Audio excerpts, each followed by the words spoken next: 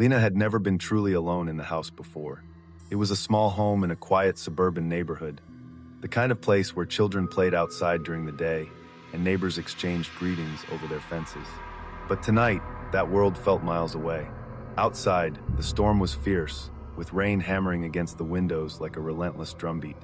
Thunder rolled low in the distance, and the occasional flash of lightning illuminated the room in stark white bursts, casting long shadows that danced briefly across the walls. Inside, the house seemed to breathe with its own life. The old wooden floors creaked softly beneath Lena's footsteps, the sound sharp in the stillness. The heater hummed quietly, struggling to keep the chill from seeping deep into the corners. The scent of damp earth drifted faintly through a cracked window, mixing with the sharp tang of ozone carried by the wind. Lena's nerves were stretched tight. Earlier that evening, she had heard the unsettling news. Several break-ins reported just streets away. She had double-checked every lock, tested every window, even pulled the curtains closed tighter than usual. Yet, despite all these precautions, a lingering unease clung to her like a shadow. She settled cautiously onto the worn couch in the living room, pulling a thin blanket over her knees. The storm outside seemed to grow louder, and with it, every small noise inside the house felt magnified.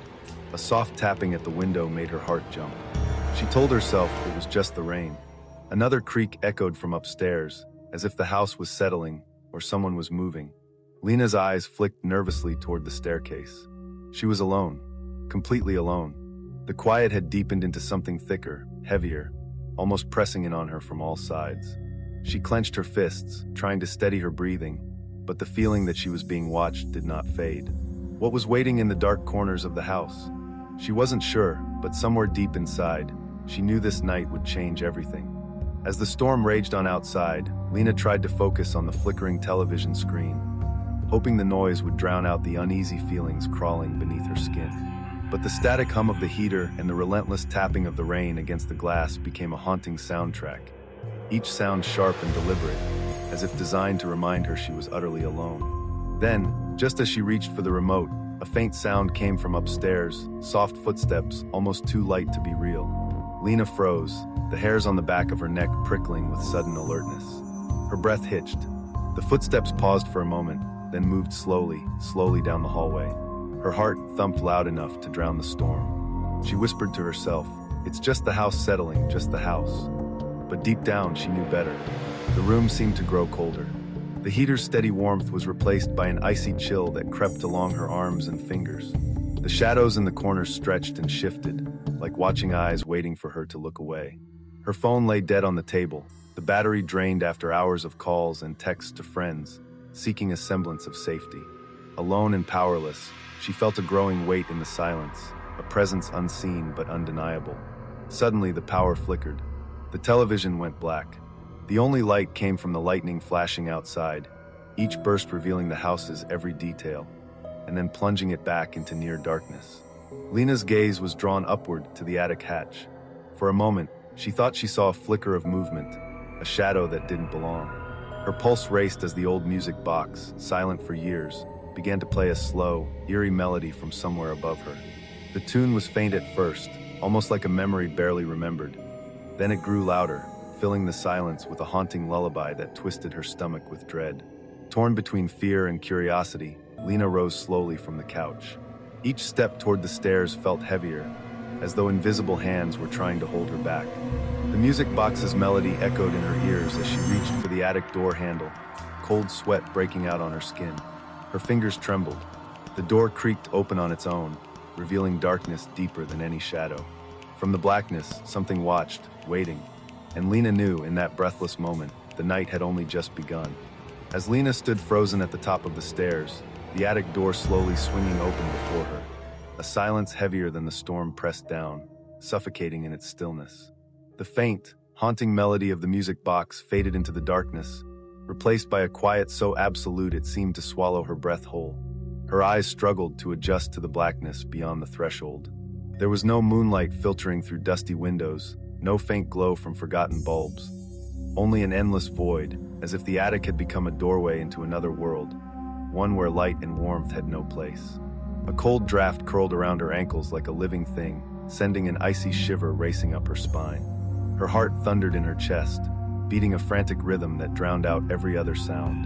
The wooden floorboards beneath her creaked with a slow, deliberate step, a step that was not her own. She wanted to retreat, to slam the door shut and run down the stairs, but something held her there, frozen in place, a mixture of terror and something far more gripping, the need to know. And then, from the depths of the darkness, a shape began to emerge. At first, it was only a shadow, a blot of black that didn't reflect light, a figure without form or feature. Slowly, it took shape, standing tall and unmoving in the attic's gloom. Lena's eyes searched for a face, a pair of eyes, any sign of humanity, but there was nothing, just an emptiness where a face should have been. The silence was broken by a faint whisper, soft and almost sorrowful, curling through the air like a breath. It wasn't a voice Lena recognized, but the weight of it settled deep in her bones. Suddenly, the figure moved, not with the rush or violence one might expect, but with a slow, gliding motion that made the shadows stretch and curl behind it like smoke. Lena's legs trembled, her body begging to flee, but her feet felt rooted to the floor. A whisper, barely audible, echoed again, closer this time, as if the dark shape was calling her name, pulling her into the void. Lena's breath caught in her throat. Her mind screamed at her to run, to escape the attic and the presence lurking within. But before she could move, a cold hand brushed past her cheek, not solid, but a chill that sank deep beneath the skin. With a strangled cry, she stumbled backward, crashing through the doorframe and down the stairs, heart pounding like a war drum. She slammed the attic door shut, pressing her hands hard against the wood as if to keep whatever waited inside locked away forever. But the feeling of being watched did not fade. It lingered, heavy and relentless, settling around her like a second skin. And Lena knew this night had marked her forever. Hours later, when the storm had finally begun to wane and the first hesitant light of dawn crept through the curtains, Lena sat trembling on the edge of the couch. The house, once alive with the storm's fury and the attic's secrets, now seemed empty, almost peaceful. But the peace was fragile, like the thin ice covering a dark lake. When the neighbors heard her screams during the night, they called the police. Officers arrived quickly, their flashlights cutting through the shadows as they searched every corner of the house. But no one was found. No intruder. No shadowy figure. Just Lena, pale, shaken, unable to explain what she had seen. Yet something was wrong. As Lena glanced toward the attic door, she noticed it wasn't fully closed. The old music box lay shattered on the floor below, its delicate wooden pieces scattered like broken promises. And then she saw it. Footprints, muddy, fresh, leading straight to the attic and ending abruptly at the broken music box. They were not her footprints, not from anyone she knew, but the house had been empty for years before she moved in. No one had lived here in a long time. No one had mentioned a music box or muddy footprints. Questions flooded her mind like icy water. Who or what had been in her attic? What had waited in the darkness with the music box's eerie lullaby?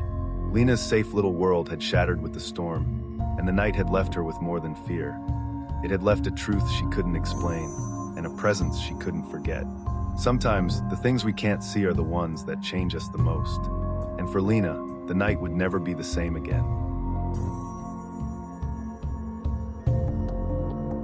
James had always thought of himself as a practical person, someone grounded in facts and logic. So when he moved into the old dormitory building for winter break, he shrugged off the whispers and warnings like a passing breeze. The stories were everywhere, tales told in hushed voices about the dorm's past, about a student who vanished without explanation years ago. Haunted, some called it. Cursed, others whispered. But James, he saw a creaky old building, nothing more. Winter had already wrapped the campus in its cold grip.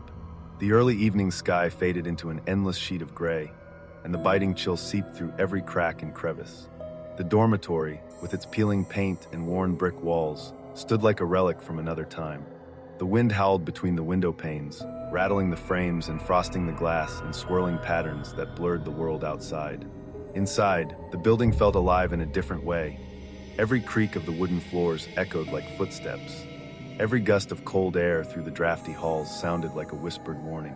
James pulled his coat tighter around him as he climbed the narrow staircase to his room. The metal railing was icy beneath his fingers, and the walls seemed to close in, heavy with years of silence and secrets. His room was small, barely enough space for a bed and a desk, but it was his sanctuary for the next few weeks. The radiator rattled noisily in the corner, struggling to push warmth into the frozen air. James flicked the switch on the overhead light. It flickered once, then steadied, casting long shadows across the cracked ceiling. As he unpacked, the distant sound of pipes groaning and the occasional thump from somewhere deep within the walls reminded him that this place was old, older than he had imagined. Yet, as he settled in, he pushed those noises to the back of his mind, telling himself that it was nothing but the building settling, nothing more. But as night fell and the temperature dropped even lower, James found himself thinking of those stories again. The student who had disappeared, the whispers that floated through the dorm at night, the strange feelings that crept up the spine of anyone brave enough to stay after dark. He shook his head, refusing to let fear take hold. After all, he was alone in his room, surrounded by locked doors and solid walls. Alone, but not untouched by the shadows that waited just beyond the light. As the cold night deepened, James sat at his desk, the dull glow of his laptop the only light piercing the darkness of the room. Outside, the wind howled through the narrow alleyways between buildings, carrying the sharp bite of winter on its breath. Inside the dorm, the old heating system clattered and rattled loudly, a mechanical groan that seemed to echo endlessly through the building's hollow bones. The silence around James was thick but restless, broken only by faint creaks and groans coming from the walls themselves. At first, it sounded like the building simply shifting under the weight of years. But as the minutes ticked by, those sounds began to feel different, more deliberate, like whispers carried on the cold drafts weaving through the dormitory's forgotten corners. Then, without warning, James heard it, a soft, almost indistinct whispering coming from the wall beside his bed. He froze, the hairs on his arms rising as he strained to listen. The voice was too low to make out words, a murmur that seemed just beyond understanding, as if someone was speaking through the plaster and bricks themselves. Brushing off a creeping sense of unease, James told himself it was the wind, or maybe the pipes adjusting to the cold. But the whispers returned, growing clearer, more urgent, twisting around his mind like a cold breath on his neck. He pressed his ear against the cold wall. The murmurs stopped instantly. His heart thudded in his chest, loud enough to drown out the rattling radiator and the storm outside. Then strange things began to happen. Books on his shelf shifted slightly, as if nudged by an unseen hand. A picture frame tilted, its glass catching the faint light and reflecting a shadow that wasn't his own. The air grew heavier, colder, like the room itself was holding its breath, waiting.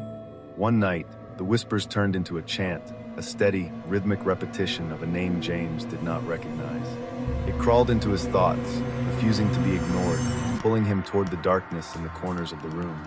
Driven by a mix of fear and fascination, James found himself exploring the old dorm, searching for answers in the peeling wallpaper and cracked plaster. Behind a loose panel in the wall, he discovered a hidden cavity, dusty, dark, and empty, except for an old diary, its pages yellowed and brittle with age. The diary belonged to a student who had disappeared from the dorm years ago, a young person whose name had become a ghost whispered in the halls. As James read the faded words aloud, the room grew colder still, and the whispering voices returned. Louder now, more insistent, like shadows pressing against his very soul. And in the stillness, James realized the past had never left this place. It was watching, waiting, and now it had found him. As the diary slipped from James's trembling hands, the room seemed to hold its breath, a sudden silence that pressed in on every side. The shadows on the walls thickened, pooling and stretching like dark ink bleeding across the plaster. The faint rattling of the heating system faded into an eerie stillness, broken only by the steady, slow rhythm of James's own heartbeat pounding in his ears. Then, from the depths of the silent dormitory, a sound emerged, soft footsteps, slow and deliberate, echoing down the narrow hallway outside his room. They grew louder, each step reverberating through the thin walls, a slow and measured approach that chilled James to his core. He scrambled to his feet, eyes darting toward the door, heart hammering as a cold wave of fear washed over him. The footsteps paused, right outside his door. A silence so thick it felt suffocating, and then a faint whisper, a voice barely audible, yet unmistakably calling his name. Frozen, James pressed his back against the wall, breath shallow as the door handle slowly began to turn. The lock clicked open with a soft, sinister sound that echoed through the room like a death knell. The door creaked inward, revealing nothing but darkness, a black void where the hallway should have been. But then a shadow stepped forward, its form shifting and indistinct, a figure without features or light. Its presence radiated cold and sorrow, a weight that crushed the air around it. James's mind screamed at him to run, to escape, but his legs refused to move. The shadow glided closer, its movement slow, almost mournful, as if it carried the sorrow of years trapped inside these walls. Then, the whispering voice grew louder, turning into a mournful chant that filled the room, wrapping around James's thoughts, dragging him toward the darkness. The air thickened, and the shadows stretched until they seemed to reach out with invisible hands. In that moment, James felt himself pulled between worlds, the solid ground beneath his feet slipping away into an endless night. The ghostly figure reached toward him, a hand that was cold and empty, yet heavier than stone. And just as the shadows seemed ready to consume him, a blinding flash of light burst through the darkness. A sudden noise shattered the silence, and the figure vanished like smoke. James collapsed to the floor, gasping for breath, heart racing as the dormitory slowly returned to its ordinary silence. But the fear lingered, a dark seed planted deep within him. Because he now knew the truth, some spirits never rest. Some stories never end, and the dorm was still waiting. In the days that followed, James tried to convince himself that what he experienced was nothing more than his imagination running wild, a trick of fatigue and the eerie atmosphere of the old dorm. Yet, every night, the memory of that shadow, the cold presence, and the whispered name lingered like a shadow that refused to fade. He returned to the hidden cavity behind the wall, hoping to find the diary once more, to seek answers, to ground himself in something tangible. But the cavity was gone, the loose panel now flush with the wall, as solid and unbroken as the night he first arrived. The diary, too, had vanished without a trace, leaving behind only the faintest scent of old paper and dust. Late one evening, as he prepared to leave the dorm for good, James caught a glimpse of something in the mirror above the sink, a shadow moving behind him, silent and slow. He spun around, but no one was there. A chill ran down his spine as the whisper returned, soft, urgent, and unmistakably familiar. It called his middle name, a name he had never shared with anyone in the dormitory. James realized then that the stories were more than just rumors, they were warnings. The past was not buried beneath peeling wallpaper or faded pages. It lived within the walls, breathed through the cracks, and waited for the next soul to listen.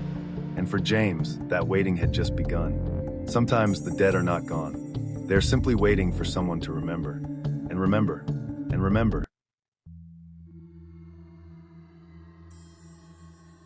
Maya had arrived at her grandmother's farmhouse just as the sun slipped below the horizon, casting long, dark shadows over the dense woods that surrounded the old property. The house sat alone, miles away from the nearest neighbor, embraced by towering trees whose branches scratched and whispered against the wooden walls with every gust of wind. Inside, the air was thick with the scent of aged wood and earth, mingling with a faint trace of smoke from the stone fireplace. The only light came from an oil lamp perched on a small table, its flame flickering unevenly, as if struggling to hold back the darkness that pressed close from every corner. The walls creaked softly in response to the cold night air settling in. The house felt like a living thing, breathing slow and steady, its old bones groaning under the weight of years and secrets. Maya moved quietly through the dim room, her footsteps muffled against the worn rug.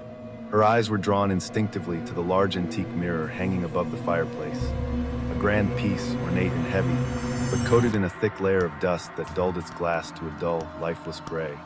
She reached out a tentative hand and brushed a thin line through the grime, revealing a faint, warped reflection of the flickering lamp and the shadows behind her.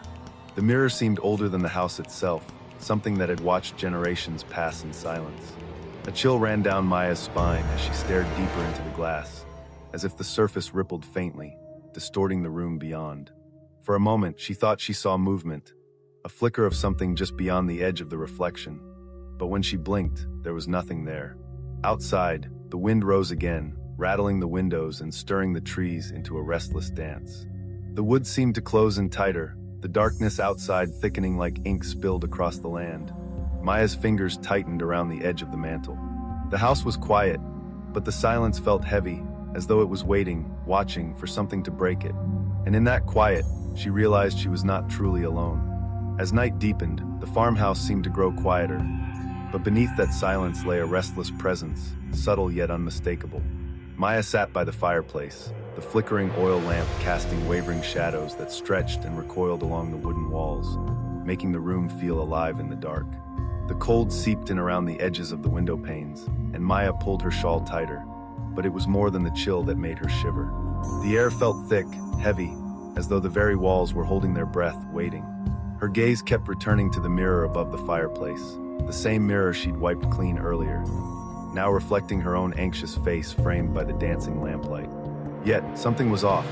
The reflection lagged ever so slightly behind her movements, a fraction of a second delayed, like a whisper caught too late.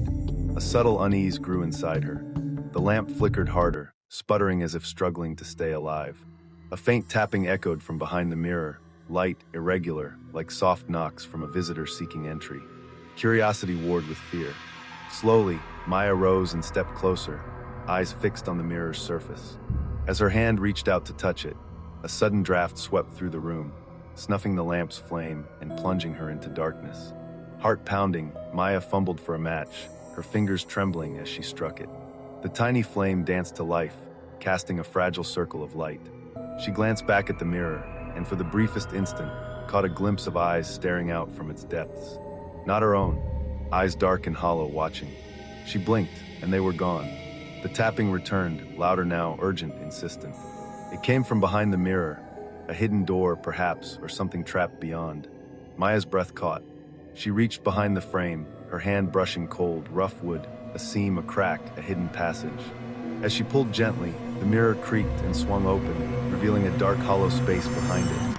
From within, faint whispers escaped, voices pleading, desperate, calling out in a language she couldn't understand but felt deep in her bones. A chill rushed over her, a whisper in the dark promising secrets best left untouched. The shadows in the room deepened, closing around her like a shroud, and Maya realized what lurked behind the mirror was no longer content to stay hidden. It had begun to reach out. As Maya stood frozen before the dark hollow behind the swinging mirror, the air seemed to thicken, pressing in on her from every side. The faint whispers grew louder, swirling around her like a cold wind that carried the weight of countless lost voices. Each breath she took felt heavy, as if she were breathing in the darkness itself. The oil lamp's fragile flame flickered wildly, casting frantic shadows that danced across the wooden walls, making the room pulse with an unnatural rhythm. Maya's heart thundered in her chest, a desperate drumbeat urging her to flee, yet her feet remained rooted to the spot, caught in the invisible grip of fear and fascination. From the shadows within the hollow, two glowing eyes emerged, not the eyes of a living creature, but a spectral light, cold and unyielding. They held her gaze, drawing her closer, pulling at something buried deep within her soul. The whispers turned into soft, urgent voices, pleading, crying, warning. Maya reached out a trembling hand toward the hollow, the boundary between the known and unknown. As her fingers brushed the cold wooden frame, a sudden chill exploded through her body, a shock that made her gasp and stumble backward.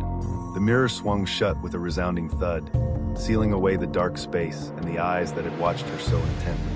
The lamp flickered once more before plunging the room into near-complete darkness. Maya's breath came in ragged gasps. She pressed her back against the far wall, heart pounding as the silence enveloped her once again. But the air still felt heavy, charged with something unseen, a presence that lingered even after the hollow had been hidden. And then from behind the mirror came the softest of sounds, a slow, deliberate tapping, like fingers tracing the wood from the inside. Maya's eyes widened in terror. She knew then, with a certainty that chilled her to the bone, that whatever was trapped behind the mirror was no longer confined. It was free, waiting, and it was watching. When the first pale light of dawn finally seeped through the heavy curtains, Maya was still seated on the cold wooden floor, her hands trembling as the reality of the night pressed down upon her. The house, bathed in the soft glow of morning, felt distant and hollow, as if the darkness that had claimed it just hours before had left behind a weight that no light could lift. She glanced toward the mirror above the fireplace. Its surface was now clear, reflecting the room as it was, still, quiet, untouched. But Maya's eyes lingered longer than necessary, because something was wrong. The reflection did not move quite in sync with her. A fraction of a second later, it smiled. But Maya had not smiled. A cold knot tightened in her stomach. She approached slowly, watching the glass as her own image stared back, eyes wide and unblinking. And then, ever so subtly, the reflection's lips curled into that faint, knowing grin again, a smile that did not belong to Maya. Fear rooted her to the spot, the room suddenly feeling smaller, the walls closing in as if the mirror itself were a gateway, a thin veil between worlds. That evening, as Maya prepared to leave the farmhouse, she caught herself glancing at every reflective surface. Windows, pots, even puddles outside, searching for that smile, that delayed movement, that ghostly echo of herself that refused to disappear. And in each one, just beyond the edge of sight, she felt a presence watching, waiting to cross over. The last thing Maya saw before she left was the mirror's surface rippling faintly, like water disturbed by an unseen hand. She never returned to the farmhouse, because some reflections are not ours, and some shadows are meant to stay behind the glass. But Maya knew deep down that her reflection was no longer just a reflection. It was something else, and it was free. Being alone at night can feel safe, a quiet place to rest away from the world. But sometimes that silence hides something else, something that watches you back in the dark, and it's not human. It waits just beyond your sight, moving with the shadows. Tonight, you've heard 3 stories, 3 nights filled with quiet terror, with moments that shattered the fragile safety we take for granted in the darkness. Which one chilled you the most? Was it the creaking footsteps in Lena's attic? The whispered name calling James from behind the walls? Or the mirror that no longer reflected Maya's true self? We want to hear from you. Have you ever felt truly alone at night, or sensed something watching you when you thought you were by yourself? Share your stories, your fears, your experiences down below in the comments. Your voice might be the next story that keeps us all awake.